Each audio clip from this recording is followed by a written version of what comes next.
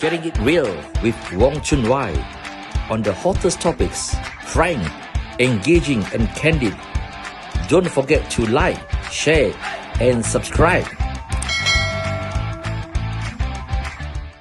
Where do political parties get their fundings from? It has become a hot topic. Should there be laws to regulate such political fundings? To tell us more is Thomas Fann, the chairman of BERSIH, the Coalition for Free and Fair Elections. Please welcome Thomas Fann. Yeah, Malaysia, and followers from around the world. Welcome to another RealChunWai show. Our guest for today is the BERSIH chairperson, Thomas Fann. The topic for the day is, of course, political funding. Where do political parties get their money from? Is there a law against it? And is there any regulation? And what do these political parties use the money for? So with us is Thomas Fann, who has carried out an extensive research on this issue. There's a campaign to regulate political funding and to have some sanity and answers to all this. Welcome, Thomas. Now, Thomas, let's dive into this conversation. Now, perhaps you can tell us to our audience, where do political parties get their money from and what do they use this money for? Okay, thank you, Chunwai, for having me on your show. Okay, political parties in Malaysia get their fund primarily from their supporters, but we are not talking about ordinary supporters. We're talking about oftentimes big corporate supporters who give in the tens or hundreds of even millions to these parties. But of course, it does depend on which political party. There are some that does not receive such corporate support, but they get it from the public, especially when they were in opposition. But by and large, I think the main concern that we have, as in anywhere in the world, is when they are getting millions and millions from big donors and corporate donors that are not transparent. That they are not transparent because, as we know, nothing is given for free. There's always an expectation of a return in anything that is given, especially when it's a corporate donor. So it would not be wrong to say that for those larger parties, which has a chance of forming a government, obviously they will get the attention and the support of these big donors, especially corporate figures, because that and it would not even be wrong to say that some of them will even give their support and financial support to various parties, not just one, because as they said, it's buying insurance. Is that correct? Yeah, that's correct. Especially I think so we're not talking about a situation where only the one in government would get the corporate sponsorship. That may be true maybe 10, 20 years ago, when Malaysian's politics was more predictable. But nowadays, you're not sure who is going to be government. And so corporate people have been very wise and smart people, always kind of like invest in both sides, just in case they one side win, and it's like you say, insurance. But the real concern is the reason why corporate donors are always keen to donate to political party. This is not just a Malaysian phenomenon, but all over the world, this is the case. Thomas must say that it's sometimes a bit difficult to say no when you have these leading figures, powerful, influential people. He will approach a businessman and say that, look, we have a campaign election going on. Is it possible for you to give us some financial support? And I'm sure the businessman will get these people coming from different parties. And this particular person or businessman would not want to offend anybody just in case they come to power. And that's where the money is spread out. Another question, of course, is that perhaps that these fundings from corporate figures will be much more effective because some parties, they make deductions from the elected representative. If you're elected, then you have to give away a certain portion of your MP's allowances to the party, and then of course, as you say, that from the members. But these are very insignificant and very small, is it? Yes. So you're right that this party donations from corporate are just one part of it, but it's a big part. But the other source of income that parties normally do get from deduction from the MP's allowance, especially those that are newer parties or parties that don't get as much corporate sponsorship. They were mandated that their MPs will have to set aside a sum, maybe 20% for the party, and also membership fees. Again, that is not a big amount because Yeah. if you charge a very high membership fee, annual fees, chances are you won't have as many members. Right. So these are some of the other source of Yeah. income that they have. But the other source is that some parties do have businesses, businesses that Yes. generate income for them, or Right. rental income from buildings, things like that. So there are a variety of sources. I think what we are calling for is not so much a ban on corporate donors or ban on Mhm. any kind of donation, but transparency and accountability. Okay.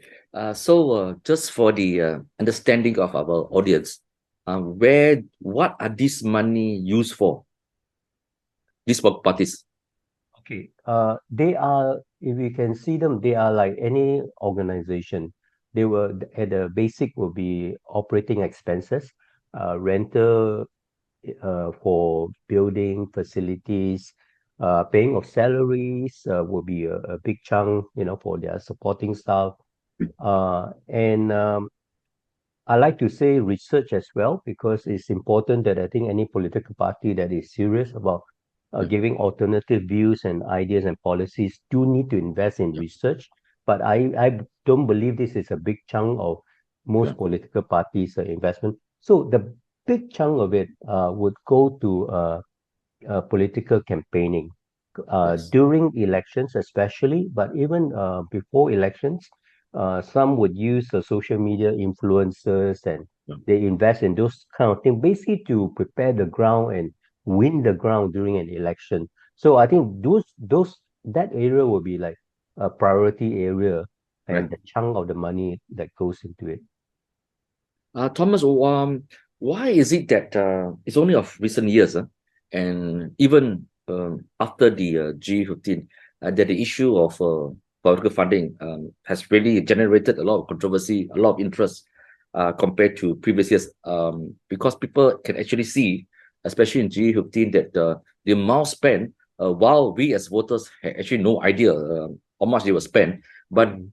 I mean, from any layman, we could see that the campaigning was actually very strong, very staggering with some parties.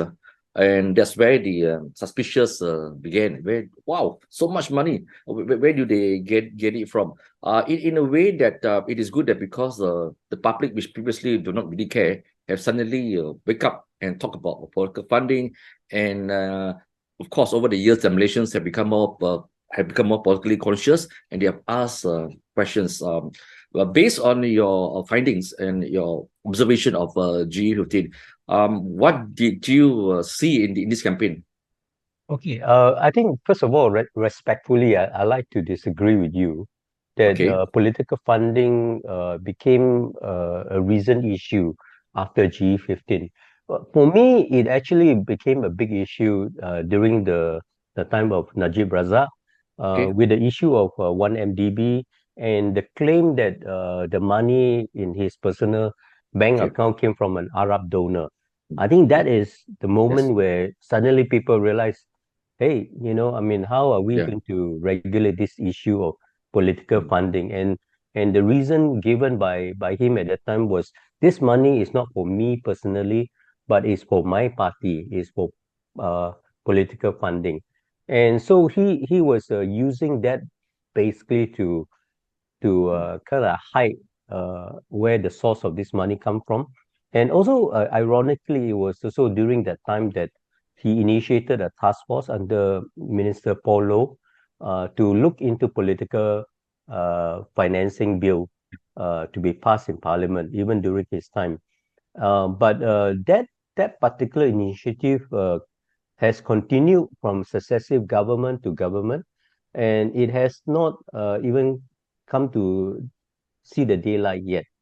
So whether it is Barisan National Government, Pakatan Harapan, Perikatan Nasional, and different ones, they promise that this is important and it will come to light, but it has not come to light. But of course, I think GE 15, as you say, Mm, we, the laymen, in fact, I don't think anybody really knows how much money has been spent yeah, yeah, for this last January election.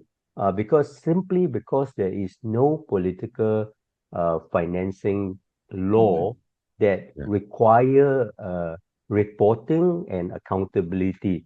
So all of us are kind of like looking yeah.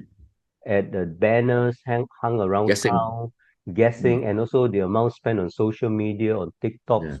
We are assuming this didn't come free, but yeah, a lot has been spent. But the shift this time, I noticed, basically just through observation, is that less money probably was spent on the physical yeah. banners that we used to Yes. see when it comes to Right. election. In particular, Barisan National really this time very noticeably did not look like the biggest party. Yeah, Pakatan looked like the one yeah, that spent a lot together with mm, Perikatan Nasional. But what we mm, did notice was that many of them went online yes. on YouTube, on Facebook, and on TikTok. And all this, as we come to know, TikTok played a big part of it, and money was exchanged and to pay influencer to play certain narrative to the public for this election. Why do you think that there's been this reluctance of so many governments, as you said, and so many prime ministers, and we have not seen the like out. These committees have been formed and so-called pledges made, but nothing has really happened. Why this dragging of the feet? Do you think that these political parties, regardless of what party they are from, perhaps that they are reluctant to really have this political will to push for it because it may just affect their what they call it, the fundings for themselves? Yeah, it's like asking smoker to ban smoking. Yeah, That is the truth of it. Is they they they benefited from this lack of accountability, lack of transparency. And sometimes it's not just the political parties that want this opaqueness, yeah, but it is also the donor. yeah, The corporate donor, we have yeah, been told and explained to that they are afraid to give openly to yeah, any parties because of the yeah. fear of punitive action after that. Correct. In income tax department send Yeah, against you by the winning party to punish you for your open support of one party or another. So I think right. this is also a Malaysian culture that happens, and so the lack of transparency is all not all the fault of the politician, but also Yes, the corporate donor. I think we have to be honest about that and true. answer that. Yeah, I think it's would be very difficult for any big tycoons who have been approached by two, or three, or four political parties, and their name has been would be to be reviewed, and how much they would have given. They will place them in a really in the tight spot, not just for the fear that they could be punished, but the fact that and the amount of money that you give to which party put them in a very odd situation. Yeah. So as you rightly say, it's not just the political parties but the donors as well. That comes to the point, okay, that in comparison, let's just say you mentioned Malaysia specifically, but in other countries, can you give some examples where, well, donors actually give money as well? How is it handled? Which could be in a more transparent manner. Yeah. So I think for us in our research, we look a lot at Germany, some of the more developed European democracy, whereby the key word here is transparency. So we want a declaration where the money is coming from. Second thing is, I think it's also important to put a limit to the amount a corporate entity can donate to for political purposes. I think this would help the corporate themselves that they are not under pressure to say like squeeze Yeah, tens of millions out of it. But if let's say we put a cap of 1 million ringgit as the maximum for each election cycle, then they can put say a million here, a million there, a million. But all these are open and it's fair, Yeah. transparent. So I think we need political financing bill, the law, for this very purpose, that there is a declaration, transparency, but also there is a capping. There's a capping, and also certain amount, perhaps if you is less than 5,000 ringgit, you don't need to declare. But Right. above that, anyone donating more than that, then it will be recorded, uh, and is open for public scrutiny. I think this sort of regulating would help all party. But I'm not one person who say this cannot, that cannot. Yeah. But then what can they do? I'm more interested in then how are they going to be funded? So we in BERSIH actually have mooted and pushed this idea of public funding for political parties using taxpayers' money to fund the activities of political parties. We know that this is a very unpopular idea. You know, I remember when I Yeah. first mooted it in a forum, people like aghast. You know, wow. You know, you mean Using our money to finance them. this bunch of corrupt politician, incompetent politician, and you're asking us to use taxpayers' money? I say yes. You know Yeah. why? Because if you don't give them funding, they will find funding elsewhere, and oftentimes it's under the table and Yeah. everywhere else, and a lot more than they need and unaccounted. And that's why we have this problem in Malaysia of constant political corruption, using office for corruption because they need funding. But of course, in the as they get the funding, not all the money go for political purpose. In fact, a big chunk will go Yeah. for personal. So Yeah. public funding makes perfect sense as German has done it, Yeah. and there's a formula for it. Mm. Yeah. You have the BERSIH have suggested, as you said, the public funding, or as they call it, state subsidies for parties. And that the big question, of course, is as you say that the public doesn't like it because we've been taxpayers, our money has been used to finance them. But also the question is, would it be practical at all? Yeah. So let's talk about the numbers. We're not talking Yeah. about uh something that will make us poor as a country, but on the contrary. So what we are proposing, looking at the formulation from Germany, is 0.0024% of our national budget, which works out to be about 130 million ringgit per year for all political parties. So that is the amount that we're looking at, 130 million for all political parties. And so the formulation, how do we decide who get how much, will be based on their vote share, their popular vote share, not their seat in parliament, because I think one of the problem that we have is the fact of malapportionment.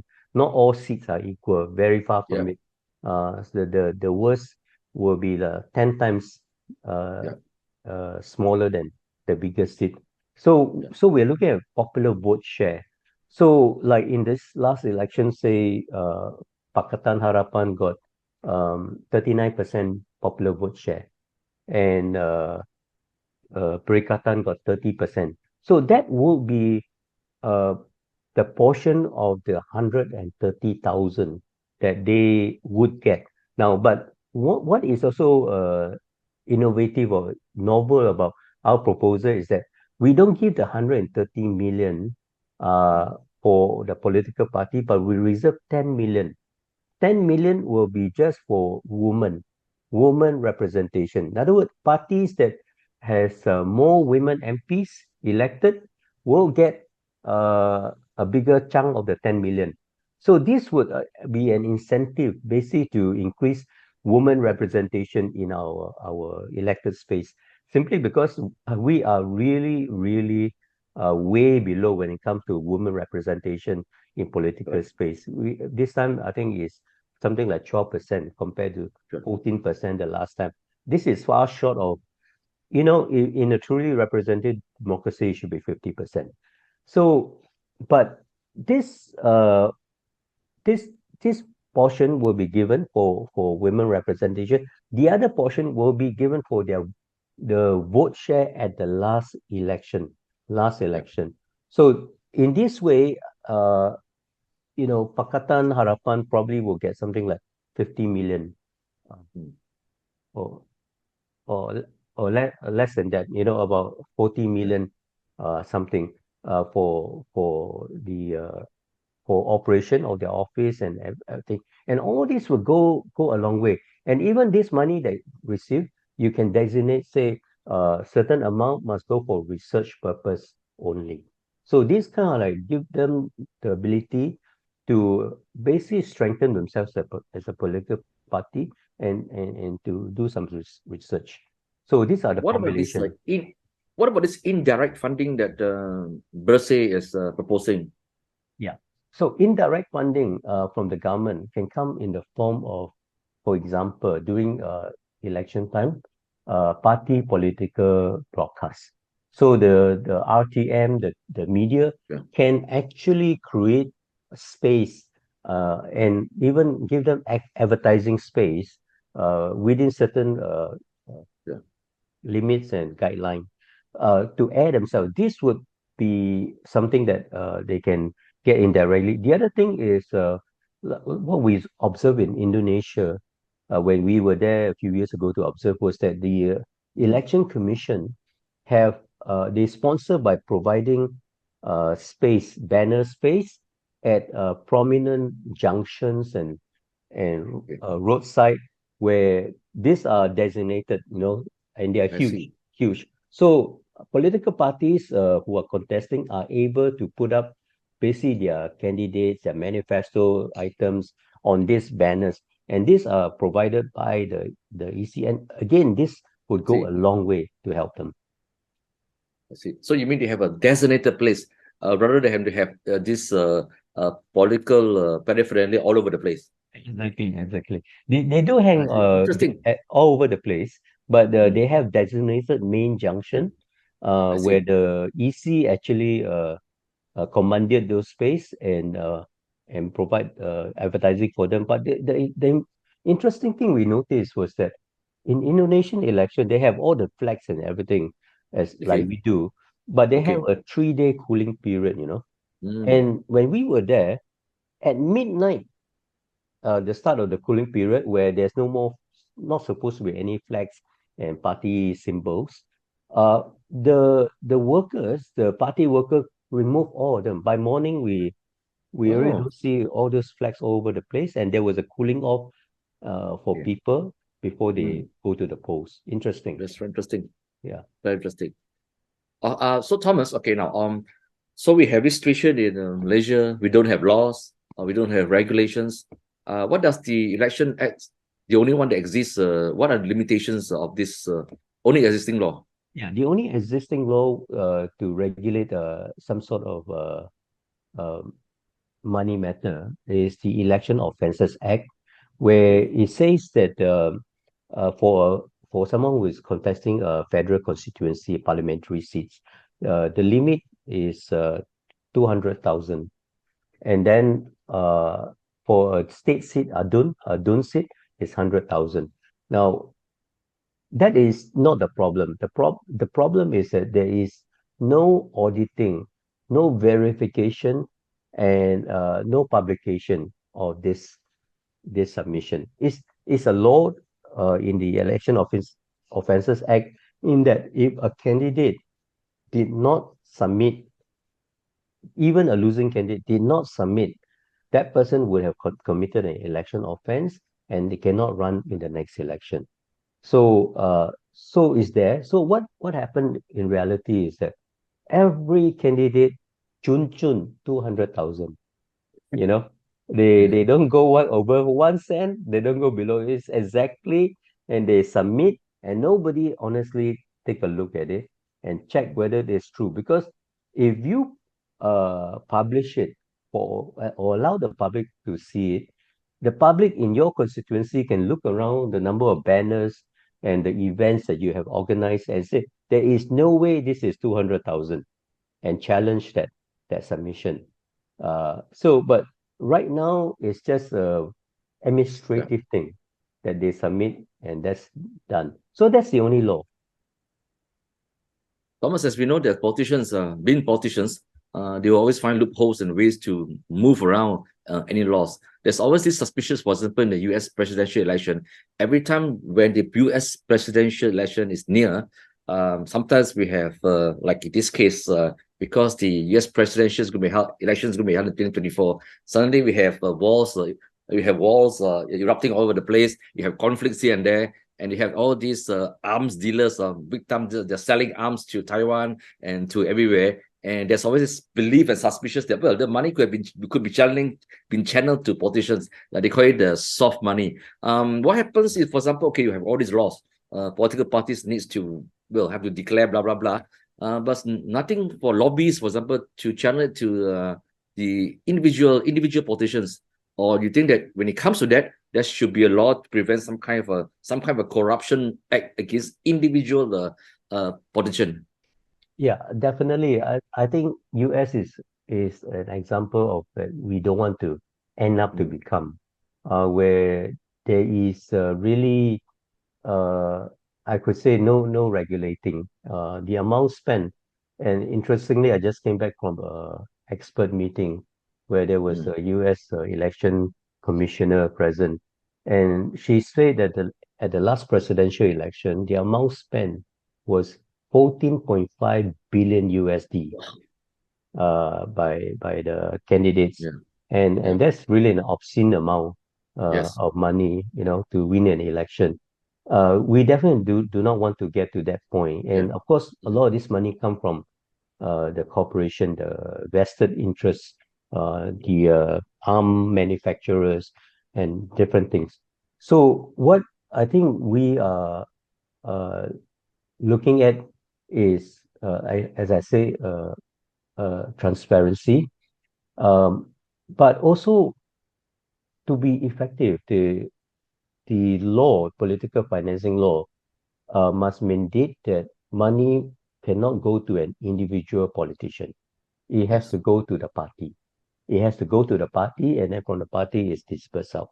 So what we have here, this problem right now, from Najib's trial and Tunku Adnan's trial, even Zahid Hamidi's trial, and different politicians where witnesses testify that bags of money was carried to their residence on a regular basis. They just say this is political donation for election. That's all they need to say, because they can always point to some election that was happening. And then it casts an element of doubt in whether this is a corruption case, or is it legitimate political financing. So a good political financing bill will mandate that it cannot be given to an individual politician, but to the party. And then all these cases, they will be hard pressed to explain themselves. Why are these developers bringing money to your house? Then it will make it more effective for us to deal with corruption. Thomas, I've got a final question to wrap up this program. So we've been hearing a lot about Masyarakat Madani, which is basically a civil society. And of course, Dato' Sri Anwar Ibrahim, he had used it previously. Now that he's Prime Minister, he needs to put this into practice.